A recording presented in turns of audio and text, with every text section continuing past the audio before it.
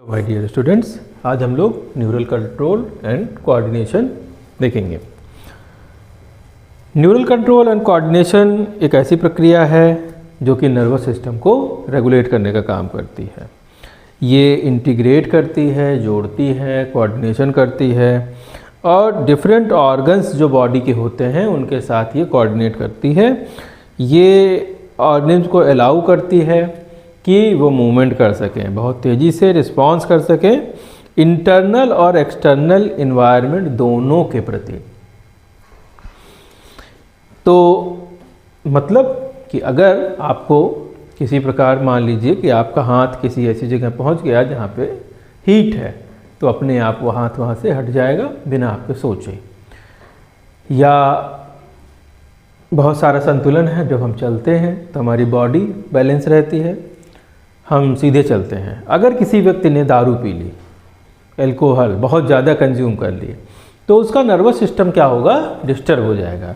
जब उसका nervous system disturb हो जाएगा तो वो व्यक्ति कहाँ जा रहा है, कहाँ पे वो गिर पड़ा, लेट गया कि क्या हुआ, उसको पता नहीं चलेगा, क्योंकि उसका नर्वस सिस्टम क्या होता है, बेकार हो जाता है। तो हमारी बॉडी में दो प्रकार का जो है कोऑर्डिनेशन के लिए दो प्रकार की चीज़ें वर्क करती हैं। एक होता है नर्वस सिस्टम, दूसरा होता है एंडोक्राइन सिस्टम। नर्वस सिस्टम जो होता है ये बहुत ही तेज होता है, बहुत फास्ट होता है, कम समय के लिए होता है, कम समय के लिए जो है रिस्पॉन्स होता है। वहीं पर जो एंडोक्राइन होता है, एंडोक्राइन जो है स्लो है, मगर ये लॉन्ग लास्टिंग रिस्पॉन्स इसके होते हैं। अब जो नर्वस सिस्टम है वो हमारा कितने भागों में बटा हुआ है, तो सबसे पहला है हमारा ऑर्गेनाइजेशन ऑफ नर्वस सिस्टम में। इसमें जो पहला पार्ट है वो होता है हमारा सेंट्रल नर्वस सिस्टम। ये जो सेंट्रल नर्वस सिस्टम है उसके अंदर हमारा ब्रेन है और हमारी होती है स्पाइनल कॉर्ड। इसके बाद ब्रेन जो होता है वो मेन कोऑर्डिनेशन का सेंटर है। ब्रेन अपने आप में ही तीन भागों में बटा हुआ है।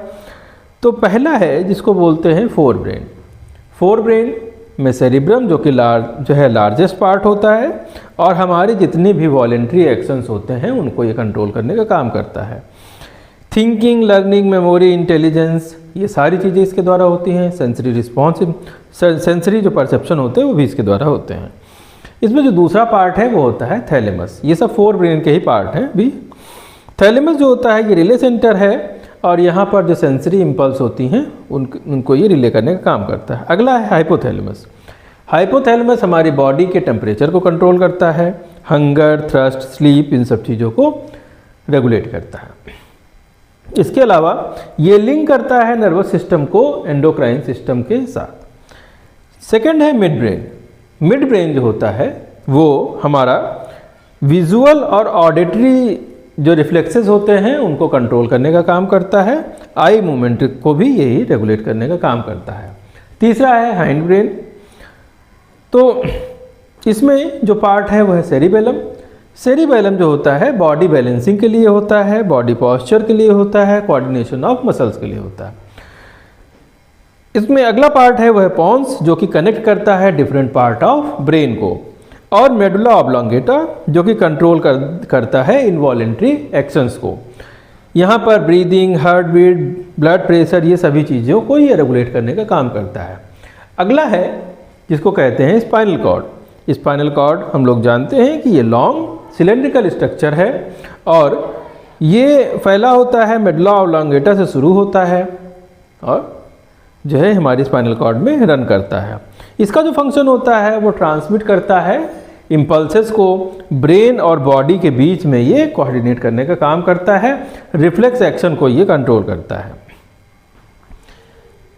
जो पेरिफेरल नर्वस सिस्टम है, इसमें जो पेरिफेरल नर्वस सिस्टम है, तो अभी हम लोगों ने देखा जो कि था central nervous system.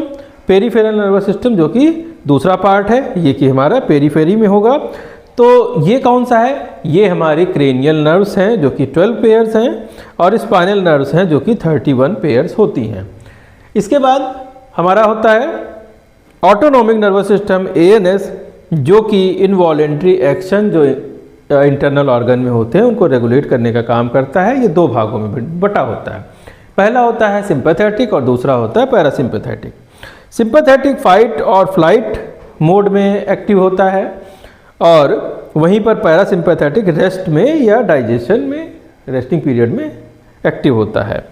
Sympathetic mode जब होगा तो हार्ट बीट हमारी इंक्रीज कर जाएगी और प्यूपिल्स हमारी जो है डायलेट कर जाएंगी, मगर डाइजेशन जैसी जो प्रोसेस होगी उनको ये स्लो कर देगा। वहीं पर जब पैरासिम्पैथेटिक नर्वस सिस्टम होगा तो हार्ट बीट रिलैक्स हो जाएंगी, स्लो हो जाएंगी, प्यूपिल्स हमारी जो हो वो हो जाएंगी, कॉन्स्ट्रिक्ट हो जाएंगी। इसके अलावा स्टिमुलेट करेगा ये डाइजेशन जो है, खूब भूख लगने लगेगी। आप बहुत खुश होंगे तो आपको खूब बार बार भूख लगेगी, तो इस तरह का नर्वस सिस्टम एक्टिव हो जाता है। अब इसमें जो नेक्स्ट पार्ट है वो है न्यूरॉन्स। तो न्यूरॉन्स बेसिकली स्ट्रक्चरल और फंक्शनल यूनिट हैं। ये जो है न्यूरॉन जो होते हैं स्पेशलाइज सेल होती है जो कि नर्व इम्पल्स को कंडक्ट करने का काम करती है।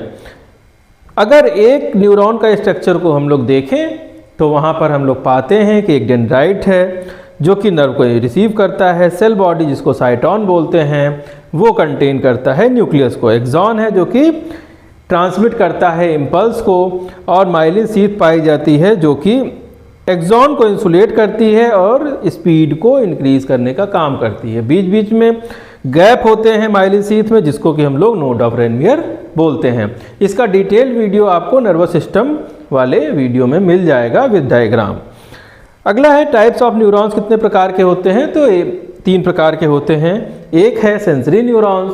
सेंसरी न्यूरॉन्स जो होते हैं इम्पल्स को कैरी करते हैं, कहाँ से, रिसेप्टर से, और ले करके जाते हैं सेंट्रल नर्वस सिस्टम से। अगर आपको कोई पिन चुभेगी तो सेंसरी न्यूरॉन्स जो है उसको सेंस करेंगे और आपके ब्रेन को मैसेज भेजेंगे। वहीं पर मोटर न्यूरॉन्स जो होंगे इम्पल्स को सेंट्रल नर्वस सिस्टम से कैरी करेंगे और इफेक्टर ऑर्गन तक लेकर आएंगे। मतलब जब जहाँ पर सुई चुभोई गई है उस ऑर्गन को हटाने की बात उसमें जो है वो एक्शन होगा। इसके बाद होते हैं इंटर न्यूरॉन जो कि कनेक्ट करते हैं जो न्यूरॉन्स को सेंट्रल नर्वस सिस्टम के साथ। नेक्स्ट पार्ट है जो कि है नर्व इम्पल्स। तो नर्व इम्पल्स जो होती हैं वो नेचर ऑफ जो नर्व इम्पल्स होता है वो इलेक्ट्रो केमिकल सिग्नल्स होते हैं और ये ट्रेवल करते हैं आयन के मूवमेंट से। ये जो आयन होते हैं बेसिकली ये सोडियम और पोटेशियम आयन्स होते हैं। इसमें 2 फेज होते हैं, एक होता है रेस्टिंग पोटेंशियल और दूसरा होता है एक्शन पोटेंशियल। रेस्टिंग पोटेंशियल में क्या होगा, न्यूरॉन मेम्ब्रेन जो होगी वो होगी पोलराइज्ड और आउटसाइड पॉजिटिव होगा और अंदर की तरफ निगेटिव होगा। अब जब एक्शन पोटेंशियल होगा तो स्टिमुलेट जो है ये क्या करेगा, ओपन करेगा सोडियम चैनल को। अब यहाँ पर क्या होगा, जब सोडियम चैनल ओपन होगा तो सोडियम आयन जो है इंटर करने लगेंगे न्यूरॉन के अंदर। अब ये जो है सेल होगी वो डीपोलराइजेशन की स्टेज में चली जाएगी और इम्पल्स जो है ट्रेवल करेगी कहाँ पर, अलोंग द एक्सॉन। एक्सॉन से भी ट्रेवल करते हुए आगे जाएगी। नेक्स्ट चीज़ है जिसको देखते हैं सिनेप्सिस, और जिससे कि होता है हमारा ट्रांसमिशन ऑफ इम्पल्स। तो सिनेप्स जो है वो जंक्शन होते हैं जहाँ पर 2 न्यूरॉन्स आकर के मिलते हैं, जुड़ते हैं। यहाँ पर प्री सिनेप्टिक न्यूरॉन होते हैं, सिनेप्टिक क्लेफ्ट होता है और प्री सिनेप्टिक न्यूरॉन यहाँ पाए जाते हैं। सिनेप्टिक ट्रांसमिशन में इम्पल्स जो होती है पहुँचती है एक्सॉन के टर्मिनल एंड पर और वहाँ से न्यूरोट्रांसमीटर जो है रिलीज़ होते हैं। ये जो न्यूरोट्रांसमीटर हैं वो डिफ्यूज़ होकर सिनेप्टिक क्लेफ्ट से दूसरे में चले जाएंगे और ये बाइंड करते हैं रिसेप्टर्स को, फिर नई इम्पल्स जो है वहाँ से जनरेट हो जाएगी। तो इस प्रकार से ये 1 वे प्रोसेस होता है और आगे की तरफ फ्लो होता चला जाएगा। जब रिफ्लेक्स एक्शन होगा तो रिफ्लेक्स एक्शन में क्या होगा कि रिफ्लेक्स एक्शन वो सारी प्रोसेसेस होते हैं जिसमें कि रिस्पांस जो होता है बहुत ज़्यादा क्विक होता है, अपने आप होता है, इनवॉलेंट्री होता है। तो इसके लिए एक रिफ्लेक्स आर्क का फॉर्मेशन होता है। ये रिफ्लेक्स आर्क जो होता है इसमें सबसे पहला होगा रिसेप्टर, दूसरा होगा सेंसरी न्यूरॉन्स, तीसरा होगा इंटर न्यूरॉन जो कि स्पाइनल कॉर्ड होगी, अगला होगा मोटर न्यूरॉन और उसके बाद होगा इफेक्टर। इफेक्टर का मतलब होता है ये मसल हो सकती है, ये ग्लैंड हो सकती है। तो ये मसल कब होगा, जैसा कि अभी हमने बताया पिन चुभाने पर। ग्लैंड कब हो सकती है, मान लीजिए कि आप किसी मिठाई वाले की दुकान से जा रहे हैं और आपको किसी स्वादिष्ट जो है मिठाइयों की महक आती है, तो आपके जो सेंसेस हैं उसको रिसीव करेंगे और आपको सलाइवेशन हो सकता है अगर वो आपको पसंद है तो यहाँ पर ऐसे में ये जो है ग्लैंड रिस्पॉन्स कर दे, तो इफेक्टर वहाँ पर ग्लैंड्स हुई। इसका इम्पोर्टेंस क्या होता है, हमारी बॉडी को प्रोटेक्ट करने का काम करते हैं और सेव करते हैं। जो ब्रेन का जो टाइमिंग होता है उसको, उससे ये बचाते हैं, क्विक रिस्पॉन्स कर देते हैं। कोऑर्डिनेशन बाय जो नर्वस सिस्टम होता है वो किस प्रकार से होता है, तो ये इंश्योर करता है कि इंटीग्रेट करे सेंसरी इनपुट्स को मोटर आउटपुट्स के साथ। दूसरा मेंटेन करता है ये होम्योस्टैसिस को मेंटेन करने का काम करेगा, साथ ही साथ कोऑर्डिनेट करेगा वॉलेंट्री और इनवॉलेंट्री एक्शंस को। ये वर्क करता है एंडोक्राइन सिस्टम के साथ, और endocrine system long term regulation के लिए जाने जाते हैं। न्यूरॉन्स जो होते हैं वो न्यूरॉन्स और हार्मोनल कंट्रोल में कुछ डिफरेंसेस होते हैं। न्यूरल कंट्रोल जो होता है बहुत फास्ट होता है, हार्मोनल कंट्रोल बहुत स्लो होता है। न्यूरल का इसमें जो है शॉर्ट, लेकिन ये बहुत जल्दी, न्यूरल कंट्रोल जो होता है बहुत जल्दी समाप्त हो जाता है, जबकि हार्मोनल कंट्रोल बहुत लंबे समय तक चलते रहते हैं। न्यूरल कंट्रोल में यूज़ किया जाता है नर्व इम्पल्स को, और वहीं पर हार्मोनल कंट्रोल में हार्मोन्स का इस्तेमाल किया जाता है। न्यूरल कंट्रोल में स्पेसिफिक इफेक्ट होता है, वहीं पर हार्मोनल कंट्रोल में ये वाइड स्प्रेड इफेक्ट पाया जाता है। अगर देखा जाए कि इंपॉर्टेंस ऑफ न्यूरल कंट्रोल और कोऑर्डिनेशन क्या होता है, तो न्यूरल कंट्रोल और कोऑर्डिनेशन सबसे पहले इमीडिएट रिस्पॉन्स करता है अगर कोई भी डेंजर आता है, तो कंट्रोल करता है हमारे बॉडी के मूवमेंट को, हमारे पॉस्चर को मेंटेन करने का काम करता है।